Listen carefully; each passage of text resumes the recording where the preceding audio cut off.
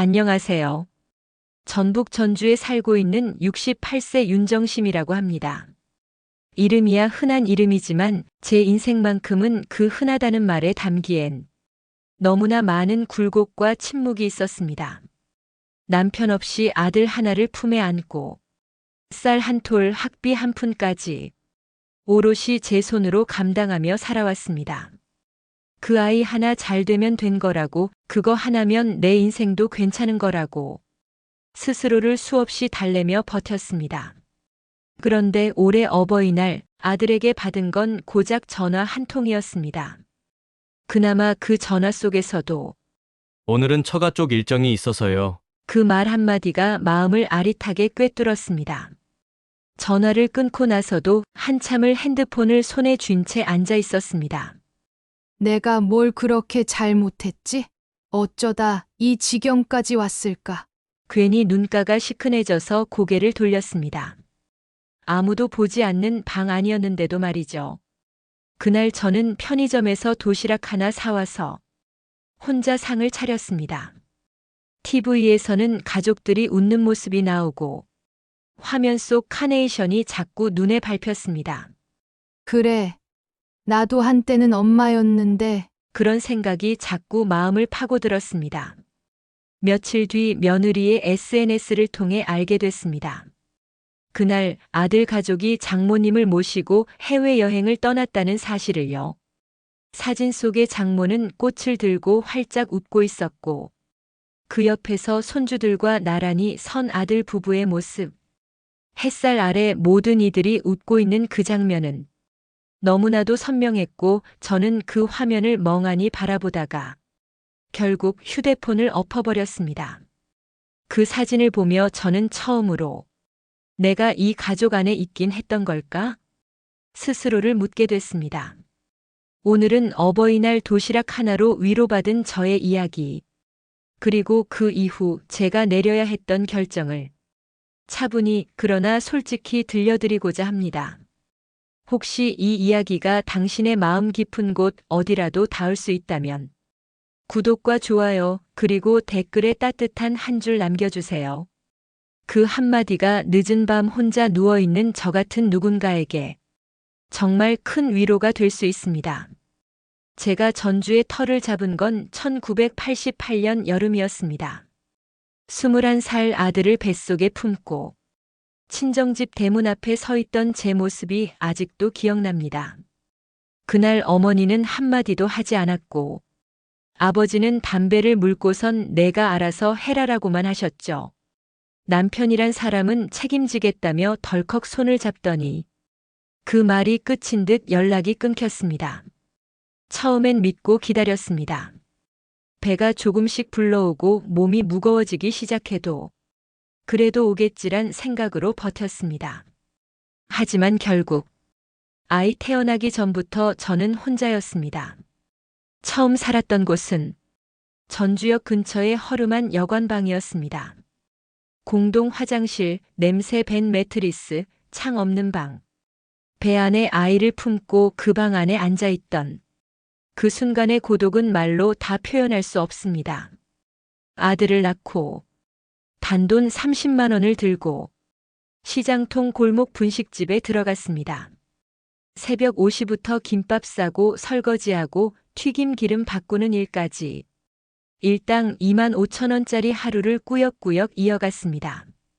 제 손등은 늘 빨갛게 불어 있었고 무릎은 시멘트 바닥 위에서 자꾸만 저려왔습니다. 그래도 아들 얼굴만 보면 살아갈 이유가 생겼습니다. 그 아이는 정말 눈치가 빠른 아이였습니다. 돌 지난 뒤부터 말없이 저를 바라보던 그 눈빛. 3살 때는 제가 분식집에서 늦게 돌아오면 현관 앞에 앉아 졸며 저를 기다리던 아이였습니다. 동네 어린이 모임 소풍날조차 도시락을 못 사줬습니다. 그날 새벽 식자재가 늦게 들어오는 바람에 제 일 끝나자 출발 시간까지 20분이 남지 않았거든요. 빈손으로 등원시켜서 미안해.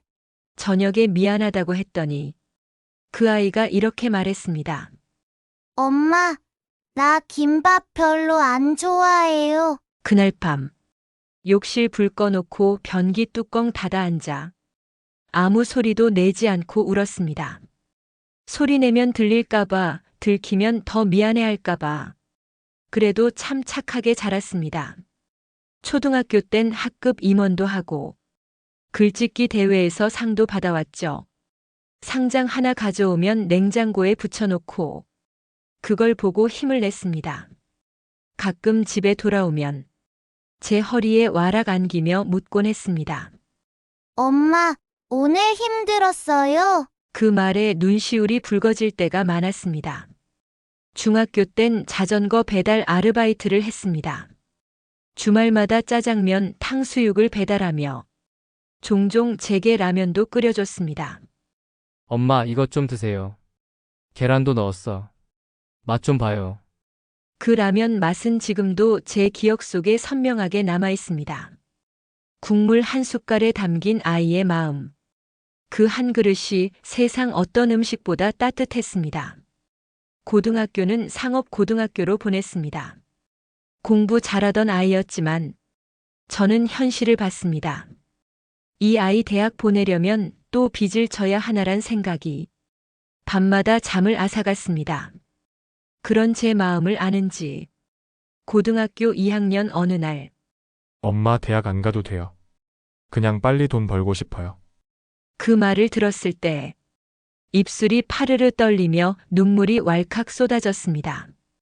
그래도 아들은 씩씩했습니다. 군대를 다녀오고 대전의 중소기업에 취직했습니다. 처음 월급 받던 날 퇴근길에 운동화 한 켤레를 들고 왔습니다. 엄마 이거 신어봐요. 평소에 발 아프다 하셨잖아요. 아쿠아 신발이라 푹신하대요. 그 신발을 신은 채 밤늦게까지 집안을 왔다 갔다 했습니다. 아무 이유도 없이요. 그냥 너무 기뻐서. 그때 제 마음은 이 아이 하나 잘 되면 됐다라는 생각뿐이었습니다. 내 인생은 여기까지도 괜찮다 싶었습니다. 그리고 어느 날 아들이 여자친구를 데려왔습니다. 병원 행정직이라고 했고 첫인상은 참 좋았습니다. 정돈된 말투, 조용한 행동. 무엇보다 아들의 얼굴이 환하게 웃고 있었습니다. 잘 만나고 있습니다. 결혼 생각 중이에요. 저는 마음속으로 손뼉을 쳤습니다. 그래, 이 아이가 드디어 자기 짝을 찾는구나 싶었죠. 결혼식은 작고 소박하게 치렀습니다. 양가 사정이 넉넉하지 않았기에 식장은 작았고 피로연도 없이 간단히 밥 한 끼로 마무리했습니다. 그래도 그날만큼은 저도 화장하고 새 옷 입고 친구들 앞에서 당당하게 말할 수 있었습니다. 나도 시어머니 됐다. 이제 걱정 하나 덜었네. 신혼집은 서울 외곽 작은 전셋집이었습니다. 전세금 부족하다 해서 제가 들고 있던 적금 몇 개 깼고 몇 달간 안 쓰던 보험도 해약했습니다. 그때 아들은 말했습니다. 엄마 미안해요. 너무 많이 의지하는 것 같아서. 저는 웃으며 말했죠. 내가 살아온 날 중에 제일 잘한 일은 너 하나 낳은 거야. 그러니까 괜찮다. 그 말 진심이었습니다. 그 이후로 며느리와도 조심스럽게 연락을 주고받고 손자가 태어났을 땐 기차 타고 서울 올라가 미역국 끓이고 아기 목욕시키고 빨래하고 설거지하고 온종일 그 집 안에서 바삐 움직였습니다. 며느리는 고맙다며 작은 머플러 하나를 내밀었고 저는 그걸 두 손으로 받아 서랍장에 고이 넣어뒀습니다. 그 시절이 제 인생에서 가장 따뜻했던 시기였습니다. 하지만 그 따뜻함이 언제부턴가 점점 사라지기 시작했습니다. 서로의 문턱은 점점 높아졌고 대화는 예의 바르지만 깊지 않았으며 며느리는 늘 정중하지만 차가웠습니다. 그때는 알지 못했습니다. 그 거리감이 훗날 제 삶을 송두리째 흔들 줄은요. 어버이날이 다가오던 일주일 전부터 저는 속으로 카운트다운을 했습니다. 올해는 오겠지. 그래도 손주 목소리 한 번쯤은 들려주겠지. 기대는 아니었고 그냥 바람이었습니다. 전날 밤 아들에게 전화를 걸까 하다가 혹시 바쁠까 봐란 생각에 관뒀습니다. 예전 같으면 엄마, 저녁에 갈게요. 하고 먼저 연락이 왔을 시간인데 이번엔 없었습니다. 어버이날 아침 아무 말도 없었습니다. 이불 속에서 눈을 떴지만 침대에서 일어나기가 싫었습니다. 이런 날만 되면 더 고요한 집안이 유독 허전하게 느껴졌거든요. 그래도 버릇처럼 식탁을 닦고 전날 사둔 캔커피 하나를 미지근하게 데웠습니다. 이따가 뭐라도 사다 먹자. 그렇게 생각하며 혼자 브라운관 텔레비전 앞에 앉았습니다. 점심쯤 전화가 왔습니다. 엄마, 잘 계시죠? 어버이날인데 전화는 드려야 할 것 같아서요. 그 말투 예의는 있었지만 어딘지 형식적이었습니다. 그래. 너는 어때? 아, 지금 처가 쪽 일정 때문에요. 장모님이랑 여행 왔어요. 여행? 네, 장모님이 빨리 가보고 싶다고 하셔서요. 가족끼리 왔어요. 미리 말씀 못 드려 죄송해요. 그 순간 뭔가 쿵 내려앉는 기분이 들었습니다. 말끝을 애써 밝게 했지만 목소리가 떨리는 걸 숨기진 못했습니다. 그래. 잘 다녀와라. 다음에 보자. 전화를 끊자마자 손이 허공을 허우적댔습니다. 방 안은 조용했고 나는 식탁 위에 놓인 캔커피를 멍하니 바라봤습니다. 혼자 밥 먹는 게 처음은 아니지만 그날은 이상하게 숟가락을 드는 게 힘들었습니다. 편의점 도시락을 데우고 TV 소리라도 크게 틀었습니다. 아무도 없는 집 그 안에 혼자 앉아 젓가락질을 하며 그래, 이게 내 자리구나 싶었습니다. 그날 저녁 휴대폰을 무심코 들여다보다 며느리의 SNS 게시글을 보게 됐습니다. 푸른 바다, 야자수, 리조트, 수영장, 그리고 꽃다발을 들고 웃고 있는 사돈. 그 옆에 선 아들과 손주들. 어버이날, 가족여행, 소중한 시간. 그 해시태그를 본 순간 숨이 턱 막혔습니다. 그래. 가족 여행이구나. 근데 그 가족 안에 나는 없구나. 그 사진을 한참 동안 들여다보다 폰을 내려놨습니다. 도시락 반찬조차 입에 안 맞았던 그날이 다시 입안에 쓴맛처럼 떠올랐습니다. 그 다음날 아들에게 메시지를 보낼까 하다 지웠습니다. 그리고 그날 밤 잠이 오지 않아 뒤척이다 결국 캔커피 하나 더 꺼내 마셨습니다. 며칠 후 아들에게서 전화가 왔습니다. 엄마, 잘 지내셨어요? 여행 잘 다녀왔어요. 장모님이 너무 좋아하시더라고요. 그래. 네 장모 좋으셨겠다. 다음엔 꼭 엄마도 같이 가요. 진짜요. 그 말이 빈말처럼 들렸습니다. 잠시 정적이 흐르다 제가 먼저 말했습니다. 그날 나 혼자 편의점 도시락 먹었다. 엄마, 죄송해요. 미리 말 못 드려서. 그 여행 미리 계획한 거 아니었니? 아, 네, 어느 정도는. 그래. 나는 어떻게 지내던지 말던지 생각조차 안 했나 봐. 너한텐 처가 식구들이랑 해외여행 가는 게 더 중요했던 거지. 아들은 말이 없었습니다. 대신 숨을 들이마시는 소리만 들렸습니다. 너희 가족은 행복해 보이더라. 엄마. 그날 나한텐 아무도 없었어. 아들은 미안해라는 말을 반복했지만 그 말은 점점 공허하게 들렸습니다. 며칠 뒤 며느리에게서 전화가 왔습니다. 어머니, 저희가 너무 경솔했어요. 엄마가 오랫동안 원하셨던 여행이라. 그랬겠지. 네 친정 식구만 가족인 거지. 난 그냥 찬밥 신세인 거고. 정말 죄송해요. 다음에 꼭 같이 가요. 그래, 다음엔. 그 말이 목까지 올라왔다가 삼켰습니다. 그날 이후 제 마음속 어딘가가 조용히 닫히기 시작했습니다. 이제는 되돌릴 수 없는 선이 되었다는 걸 그때 저는 알게 되었습니다. 며칠을 고민했습니다. 이걸 정말 해야 하나, 내가 너무 감정적으로 반응하는 건 아닐까? 하지만 돌이켜 생각해보니 그동안 제가 감정적으로 참은 날들이 훨씬 많았습니다.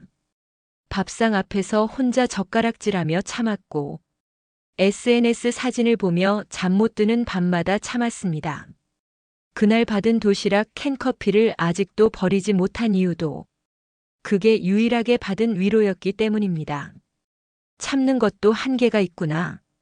스스로 그렇게 말하며 저는 서랍장 깊숙이 넣어뒀던 서류 봉투를 꺼냈습니다. 그 안에는 7년 전 제가 제 이름으로 매입한 아파트의 등기부등본이 들어 있었습니다. 아들이 결혼하고 전셋집에 살던 시절 엄마, 이제 전세 말고 내 집 마련하고 싶어. 라고 말했을 때 전 적금 깨고 보험 해약하고 마지막 남은 땅까지 팔아 아파트 매입 자금으로 줬습니다. 엄마는 괜찮다. 네가 등 따숩고 배부르게 사는 게 내 가장 큰 소원이야. 그렇게 말하며 아무 조건 없이 명의만 제 이름으로 해뒀습니다. 아들 부부도 별말 없이 고개만 끄덕였기에 저는 그 집이 언젠가 우리 집이 될 줄 알았습니다. 그런데 현실은 저는 찬밥 신세였고 남보다 못한 처지였습니다. 이젠 자식에게 기대하는 것조차 의미 없다고 느껴졌습니다. 결국 저는 전주 시내 한복판의 부동산을 찾아갔습니다. 이 아파트 매물로 내놓고 싶습니다. 명의는 제 겁니다. 부동산 직원은 처음에 의아해하더니 등기부를 확인하곤 아무 말 없이 끄덕였습니다. 며칠 뒤 좋은 조건의 매수자가 나타났고 저는 아무런 망설임 없이 계약서에 도장을 찍었습니다. 인감 도장을 찍는 그 순간 제 손이 아주 조금 떨렸지만 그건 후회의 떨림이 아니라 마침표를 찍는 결단의 떨림이었습니다. 그리고 며칠 뒤 아들에게 전화를 걸었습니다. 얘야, 그 집 말일까지 비워야겠다. 엄마! 그게 무슨 말이야? 집 팔았어. 내 이름으로 된 집이니까 내가 정리했어. 한참 정적이 흐르더니 아들은 믿기지 않는다는 듯 웃으며 말했습니다. 에이, 엄마 또 왜 그래? 농담하지 말고. 농담 아니야. 등기부 확인해봐. 명예 누구 이름으로 돼 있나? 그제야 아들의 숨소리가 달라졌습니다. 엄마, 왜 갑자기 그러세요? 무슨 일 있어요? 뭐 마음 상한 일 있었어요? 어버이날 엄마는 혼자 도시락 먹었고 너희는 바다 건너 가족여행 갔다 왔잖니. 그건 장모님이 오래전부터 원하시던 거라. 그래, 장모님. 소원은 들어줬구나. 나는 소원도 없었어. 그냥 얼굴 한번 보고 싶었던 거였는데. 그 말을 남기고 저는 전화를 끊었습니다. 다음 날 며느리에게서 전화가 왔습니다. 울먹이는 목소리였습니다. 어머니, 제발 다시 생각해 주세요. 그 집은 저희가 7년 넘게 살아온 곳이에요. 어머님 손주도 있고요. 어버이날 너희는 내 생각 일도 안 했잖니? 나는 가족이 아니잖아. 근데 그 집에서 살려고 하는 건 도둑놈 신부 아니니? 내 가족인 친정한테 집 사달라고 해. 지금에 와서 그 집에서 살았으니 당연히 너희 집이라고 말하고 싶은 거니? 저희가 너무 경황이 없었어요. 어머니 생각을 못해서 정말 죄송해요. 생각을 안 한 게 아니라 생각할 필요가 없다고 여긴 거겠지. 나는 그 가족 안에 없었으니까. 어머니, 그건 아니에요. 됐어 말일까지 짐 빼라. 그게 내가 줄 수 있는 마지막 기한이야. 그날 밤 잠을 거의 이루지 못했습니다. 정말 내가 너무한 걸까? 손주는 무슨 죄냐? 애들은 내 마음을 이해할까? 수없이 반복되는 질문 속에서 하나씩 정리된 건 그래도 이건 해야 했다는 확신뿐이었습니다. 며칠 후 아들이 직접 집으로 찾아왔습니다. 문 앞에서 한참을 서성이다 노크 소리가 났습니다. 엄마 나야. 문을 열자 그 아이는 마른 얼굴로 말했습니다. 엄마, 미안해. 내가 너무 무심했어. 근데 이건 너무 극단적인 선택이야. 뭐가 극단적이라는 거니?